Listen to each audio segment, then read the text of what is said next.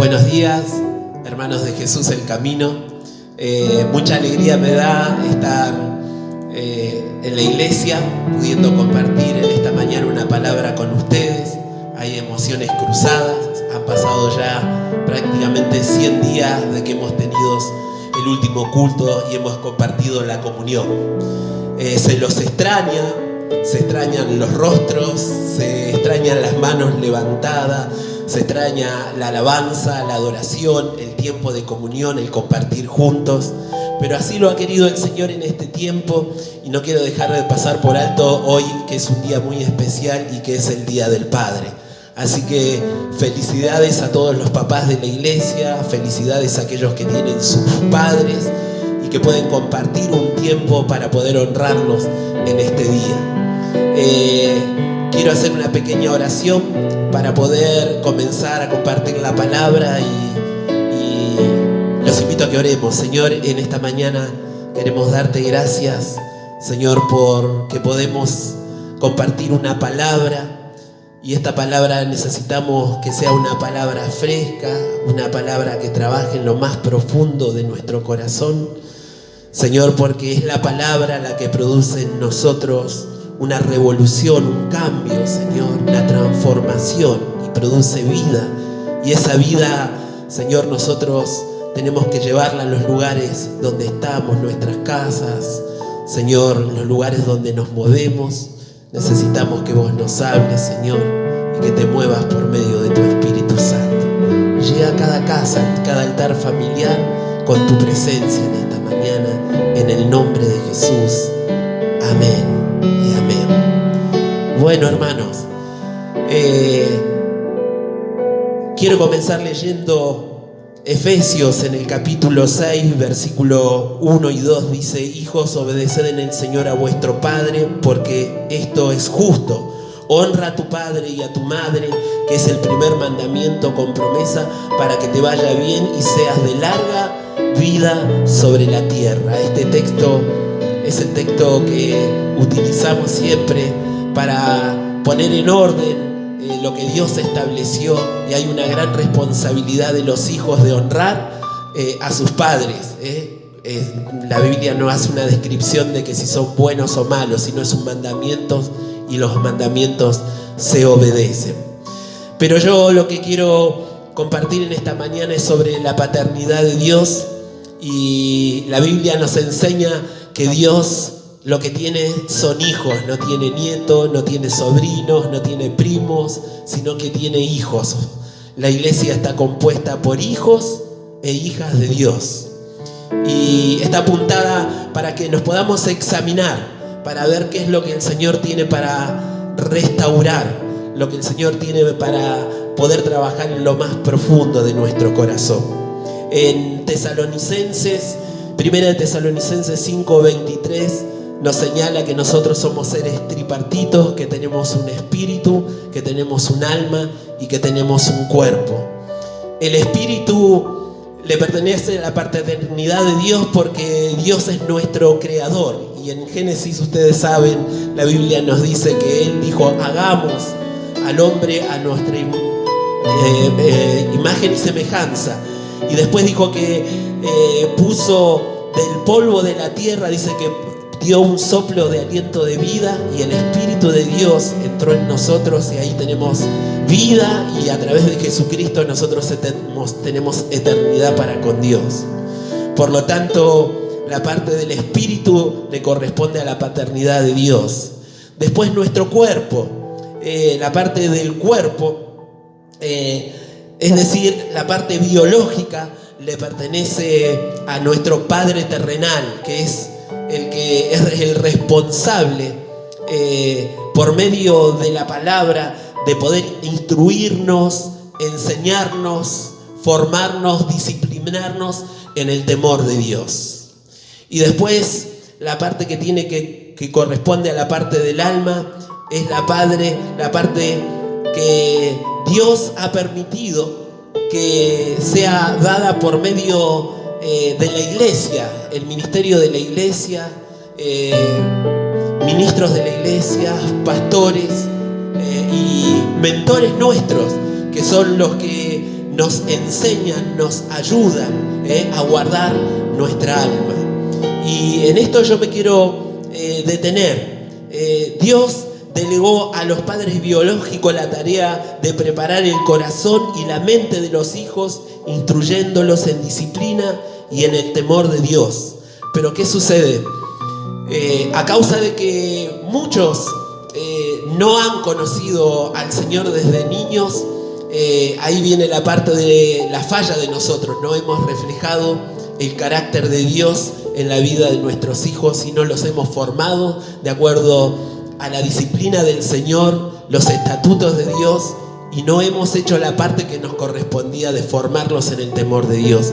Y cuando hablamos del temor de Dios no implica el castigo. El temor de Dios significa dar agrado a Dios, que el corazón de Dios no se pueda doler a causa de nuestra desobediencia y a causa de no formar bien la parte del alma del hombre, de la persona. Ahí entra la parte donde el Hijo de Dios tiene que ser tratado por Dios a través de su iglesia para sanar su corazón, para restaurar aquello que Dios lo había hecho perfecto y que fue deteriorado.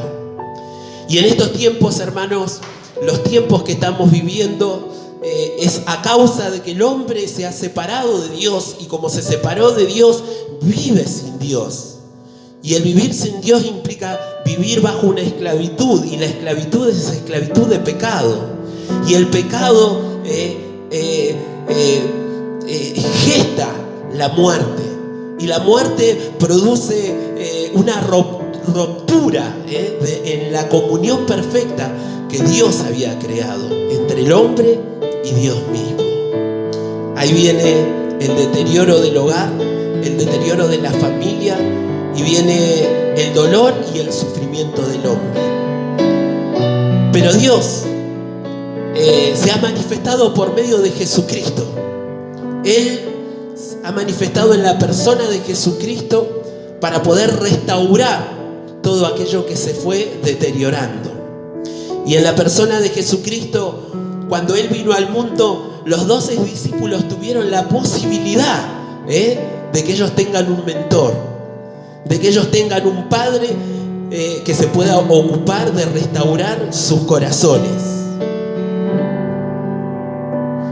Los discípulos del Señor tuvieron el privilegio de gozar la paternidad de su alma a través de ¿quién? A través de Jesucristo. Y fue Jesucristo el que se encargó de enseñarles a ellos la forma y la manera de poder creer en Dios. Fue Jesucristo el que le enseñó a orar. Fue Jesucristo el que le enseñó a conocer las Escrituras, a mostrarles y a vivir las Escrituras. Y fue Jesucristo el que le enseñó a amar. Toda esta introducción tiene que ver porque quiero ir a dos puntos que son importantes: el amor y el perdón. La Biblia nos dice en Juan 3:16: porque de tal manera amó Dios al mundo que ha dado a su Hijo unigénito, para que todo aquel que en Él crea no se pierda, mas tenga vida eterna. Y Dios, con tal de poder reconciliarnos con Él mismo, no escatimó ni siquiera su propio Hijo, como dice Romanos, y en esto sí quiero leerlo junto con ustedes. Romanos, en el libro de Romanos, en el capítulo 8,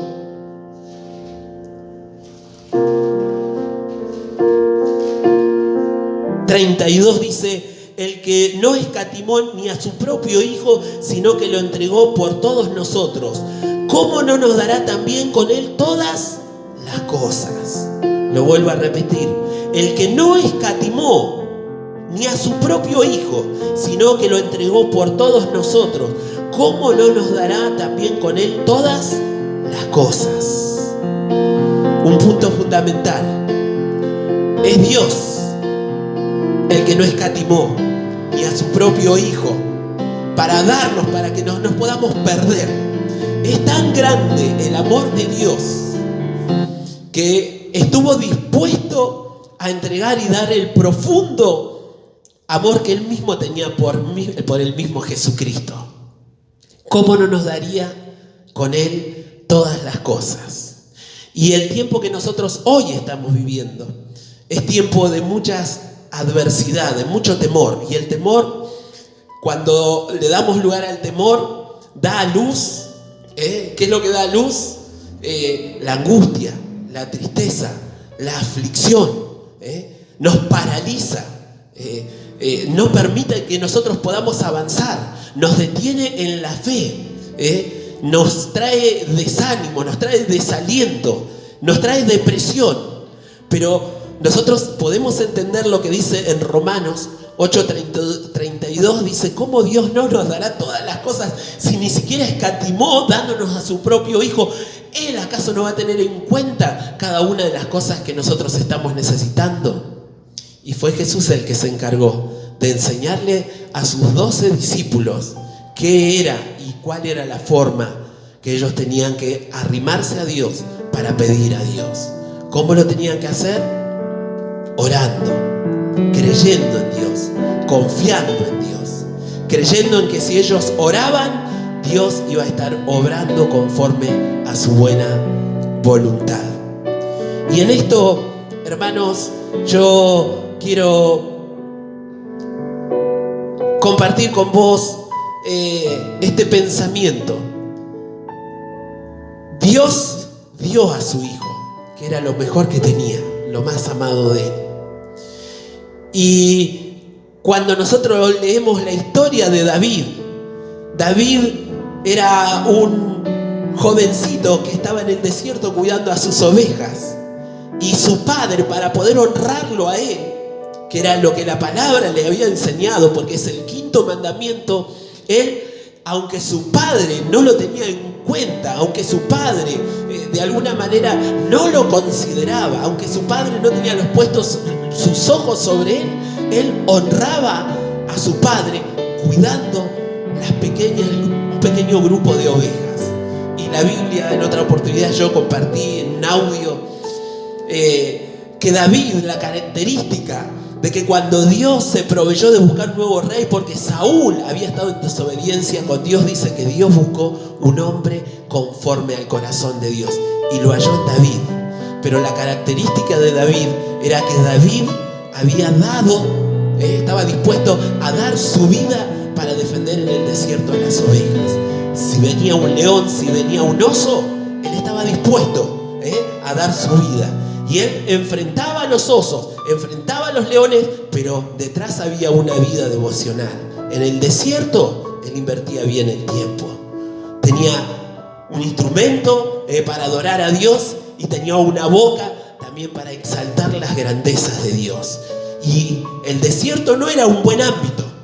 Era un lugar donde había mucho calor, donde por las noches hacía mucho frío, donde escaseaba el pasto verde para los animales, pero él permanecía en Dios, confiaba en Dios y era fiel a Dios. Y cuando Dios hace la declaración en el Antiguo Testamento que dice que Dios se había provisto de un hombre para futuro rey de Israel conforme al corazón de Dios, es porque vio en David que David estaba dispuesto a dar su vida por las ovejas. La pregunta en esta mañana es, hermano querido, ¿qué estás dispuesto a dar vos por Dios? Nosotros como padres, por falta de conocimiento o por tener una idea o una forma o una manera creyendo que es lo mejor para nuestros hijos, a veces tomamos decisiones equivocadas. Cuando tiene que venir la disciplina, por ahí no la hacemos. Cuando tiene que venir la corrección, no la hacemos. Cuando tenemos que estar presente, no lo estamos. Cuando tenemos que expresar una palabra de ánimo, no lo hacemos con ellos. ¿Y qué hacemos? No reflejamos el carácter de nuestro Padre Celestial y no lo formamos conforme a lo que las Escrituras dicen. Conocemos las Escrituras, pero muchas veces no la vivimos. Y en esto entramos todos. Hay cosas para restaurar. Dios a nosotros nos dio a Jesucristo y nos dio abundancia de amor. Dios por medio de la palabra siempre nos está afirmando y nos está estimulando. Dios prometió en la persona de Jesucristo que Él estaría todos los días, la presencia de Él siempre con nosotros. Y Dios nos prometió su protección.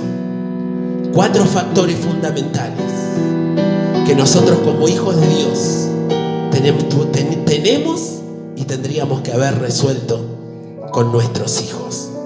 Y nosotros hijos para con nuestro Dios. En esto yo quiero decirte algo, que el amor echa fuera todo temor.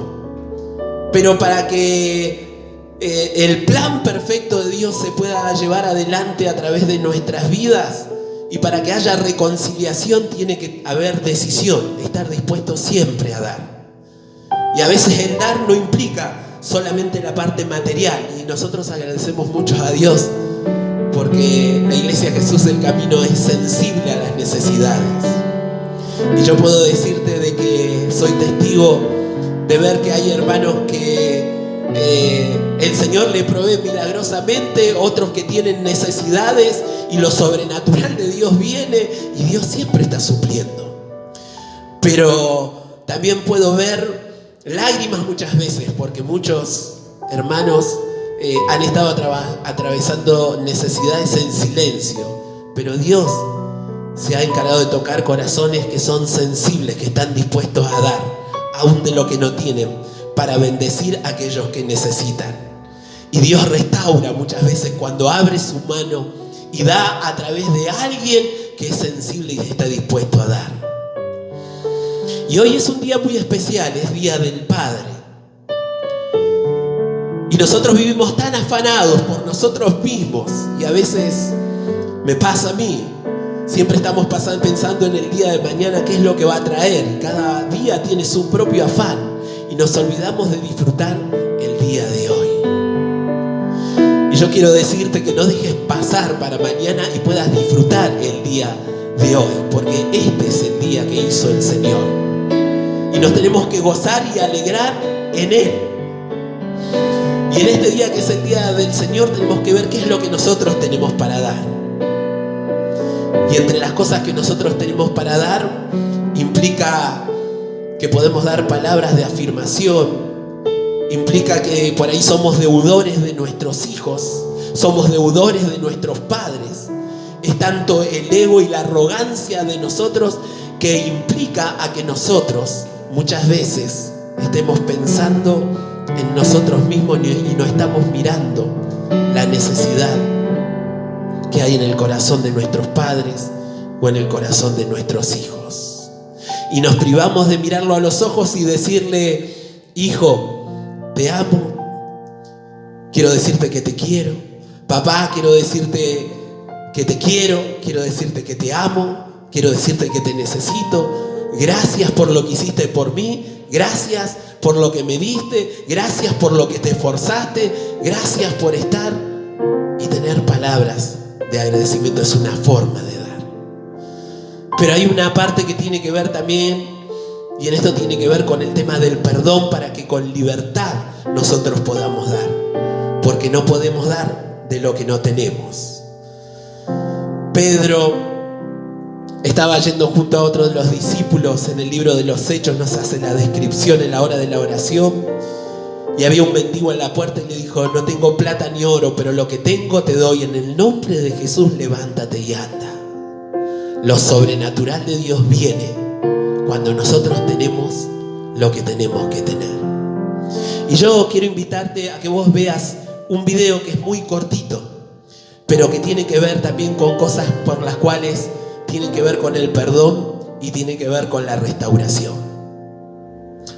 Lo pasamos. El 5 de noviembre de 2003 desaparecieron todas las dudas sobre la culpabilidad de Ridgway. Se declaró culpable del asesinato de 48 mujeres. Había hecho un trato para colaborar en la investigación y les proporcionó más información sobre las víctimas y los lugares en donde estaban los restos. Haciendo eso se libró del juicio y de una posible condena a muerte. Señor Ridgway, ¿cómo se declara por el primer cargo de homicidio en primer grado de Wendy Lee Caulfield? Culpable. Señor Ridgway, ¿cómo se declara por el segundo cargo de homicidio en primer grado de... Culpable. Culpable. Culpable. Es como si no tuviese ningún tipo de remordimiento por lo que había hecho. Había matado a tanta gente que ni se acordaba de quiénes eran. Me parecía imposible que alguien pudiese matar a toda esa gente y no se acordase de ellos. También les pareció imposible a los familiares indignados de las víctimas que hablaron en el tribunal cuando fue condenado a cadena perpetua sin libertad condicional el 18 de diciembre de 2003. Has dicho que el recuerdo de las mujeres que te has llevado se ha desvanecido, pero el nuestro no. Dices que ellas no significaban nada para ti, pero lo eran todo para nosotros. Era una madre, una esposa y una hermana, y la echamos de menos. Gary Ridgway se quedó allí sentado con cara de piedra mientras los familiares de las víctimas lo maldecían e insultaban. Es un animal. Le deseo una muerte lenta, dolorosa y cruel. Va a ir al infierno porque es un demonio. Poco después se derrumbó la fachada de frialdad cuando el padre de una de las víctimas lo sorprendió con una dosis de humanidad. Señor Ridgway, aquí hay gente que le odia. Yo no soy uno de ellos.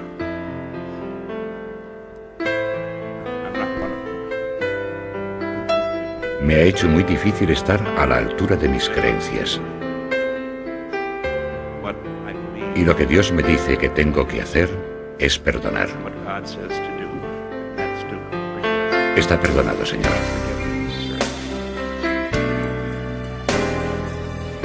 Aquellas lágrimas y la declaración que hizo ese mismo día ante el tribunal fueron lo más parecido a mostrar remordimientos que Gary Ridgway había hecho nunca. Siento haber matado a esas mujeres. Tenían toda la vida por delante. Siento haberle causado tanto dolor a tantas familias.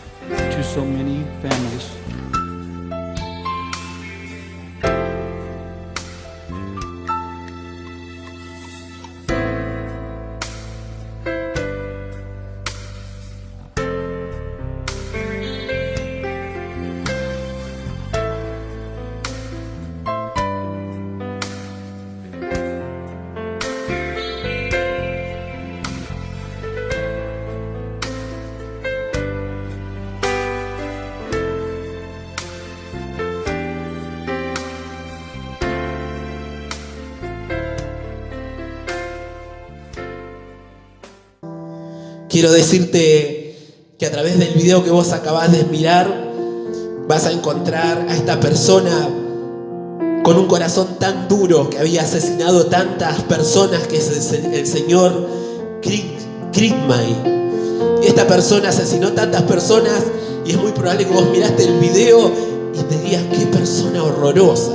Y es tan justificado, o sea, todo lo que los familiares hablan y lo que le desean. Pero quiero decirte que al finalizar este video aparece una persona ya anciana, mayor. Y cuando aparece, utiliza 2 o 3 palabras y lo llama a este hombre por su nombre y le dice, aquí todos te odian, pero yo quiero decirte que yo no te odio. Y que tú has hecho que en lo que yo estoy creyendo se haya hecho todo muy difícil. Lo que yo creo, la palabra de Dios me dice que yo tengo que perdonar. Y quiero decirte que yo te perdono. Esta persona que había asesinado a tantas personas, su rostro cambió y se largó a llorar. Porque el perdón puede ablandar al corazón más duro. El perdón es el que va a traer reconciliación. Y nosotros, si somos hijos de Dios, donde andamos tenemos que llevar reconciliación. Estamos en la iglesia y dentro de la comunión de la iglesia, nosotros tenemos que ser los portadores primeros que tenemos que tomar iniciativa para que haya reconciliación. Y seguramente vos me vas a decir que hay situaciones, o tal vez tuviste un padre que nunca lo conociste, o tuviste un padre que fue muy duro, que te castigó, que te lastimó, que te hirió, que no es digno de ser perdonado. O tuviste una persona que te traicionó, una persona que te abandonó, hubo personas que tal vez te estafaron y no está en vos en perdonar. Pero Pedro mismo, cuando Jesús estaba hablando del tema del perdón, Pedro le dijo, bueno, Jesús, entonces, porque en la ley judía existía de que uno podía perdonar una vez, un hermano se equivocaba 2 veces y 3 veces. Pero Pedro fue impetuoso como siempre y él termina diciéndole, bueno, Señor, 7 es el número perfecto, perdonaremos a nuestro hermano entonces hasta 7 veces. Y Jesús le dijo, no, Pedro, no te digo hasta 7 veces, sino hasta 70 veces 7. ¿Qué quiere decir? Perdonar, tenemos que perdonar siempre, siempre, siempre. Y yo entiendo que perdonar duele mucho. Perdonar produce en nosotros mucho dolor. Pero el perdón de Dios,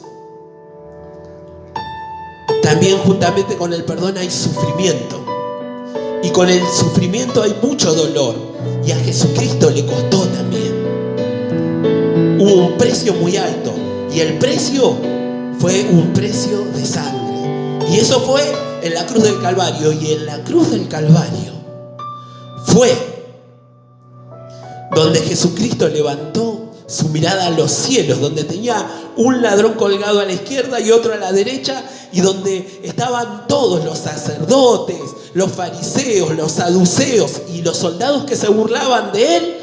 Levantaba su mirada a los cielos y dijo, Padre, perdónalos, porque no saben lo que hacen.